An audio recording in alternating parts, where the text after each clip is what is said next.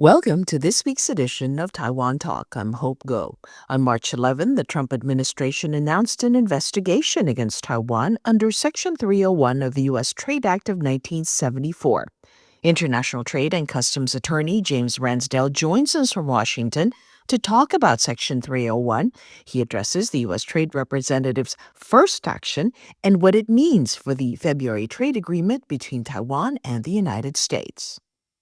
Section 301 had its origins in the 1974 Trade Act. And at the time, and really still today, it was conceived of as leverage generating power that was being given to the executive branch.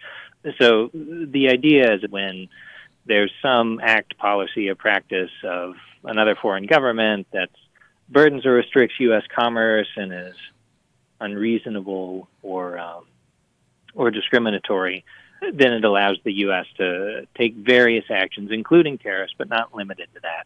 So it's sort of built into the statute that you're going to have consultations with the foreign government because the thinking at the time was, all of this is sort of a prelude and setting the table to create the conditions to get at the underlying problem.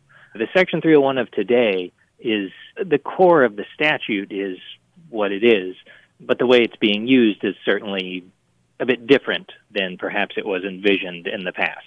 Not in the sense that they're not going after other acts of trading partners that the executive branch views as problematic. Now they're going after, IP practices, sort of broadly speaking, in the People's Republic of China, right? That was the big marquee example of this during the first Trump administration. And those tariffs haven't gone away, and the practices that they were complaining of at the time, they haven't fundamentally changed. And so it's become more of a feature of the landscape as opposed to leverage that's created results in sort of shaking things loose. So it's, in that sense, an evolution. So this Section 301 announcement was, I suppose, teased, might be the way to put it, in the aftermath of the Supreme Court's holding that the IEEPA tariff regime was unlawful.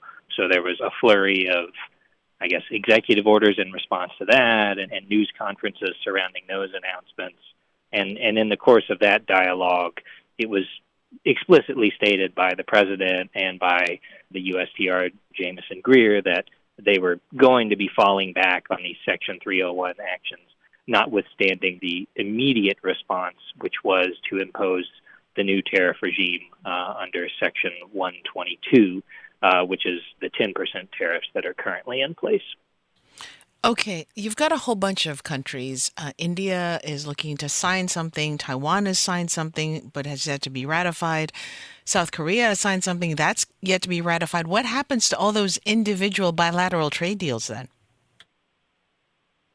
So I would say that it's no coincidence that the group of countries that are subject to this Section 301 investigation are many of the countries that have had those sort of deals that have been met, including Taiwan. So one limitation of the Section 122 tariffs that are currently in place is the statute has a pretty strict set of limitations governing how they can tweak those beyond just applying to all goods from all countries. There are some avenues that they can adjust that, but they're for pretty limited circumstances. So Section 301 is different. Section 301 is on the other end of the spectrum. And so you could look at the authority that grants the president, and that is, less subject to dispute.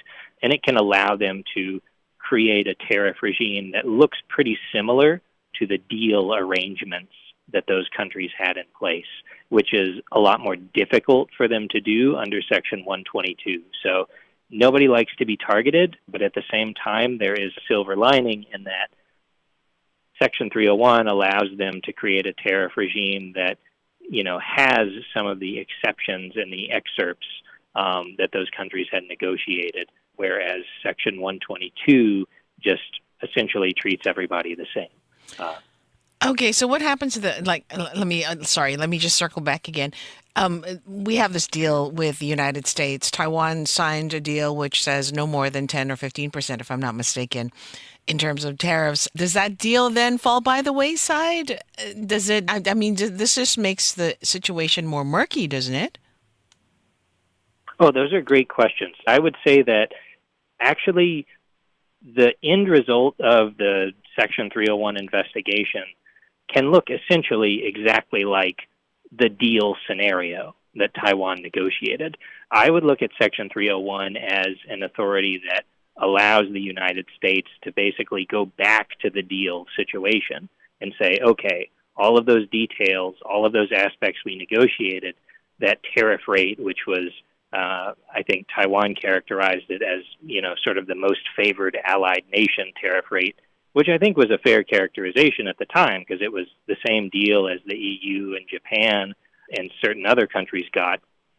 It was actually better than, flat 10% or flat 15% because it essentially took the standing MFN tariff rate, which, everybody pays. It exists no matter all of these extra tariffs that are being taxed on top of it, and said, if you add on this extra tariff, you're never going to get higher than 15%, right? So it had some more variation there from product to product, but it just made the end result be no lower, let's say, than 15% for goods that were covered.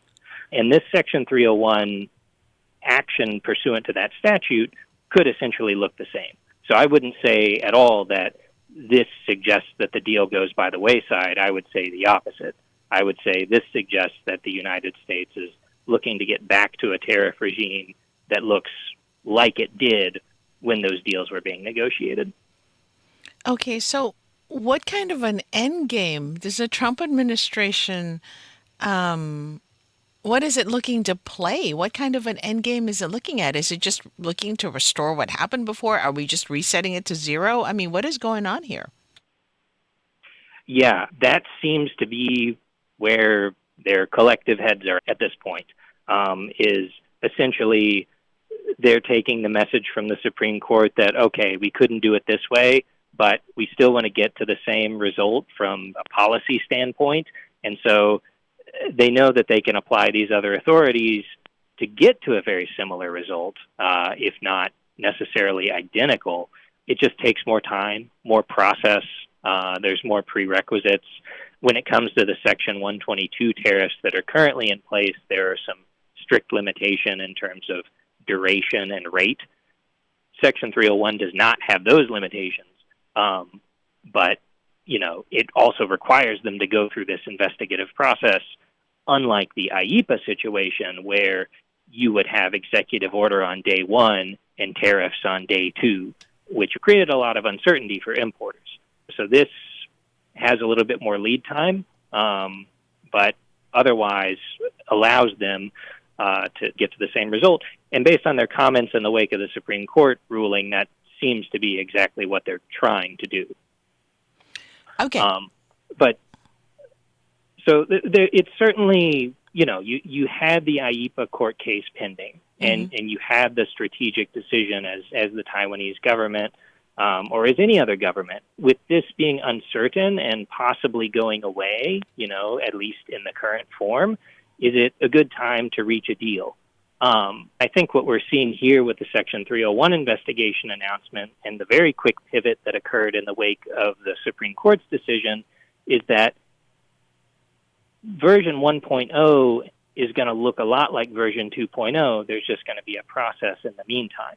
And so by sort of being an early mover and getting the terms that were at that point aligned with sort of the best terms that were being handed out to other countries, or in many ways better because, from an export standpoint, Taiwan is still in the position where the majority of its exports, being in the semiconductor ICT space, are exempted from tariffs, under IEEPA, under Section 232.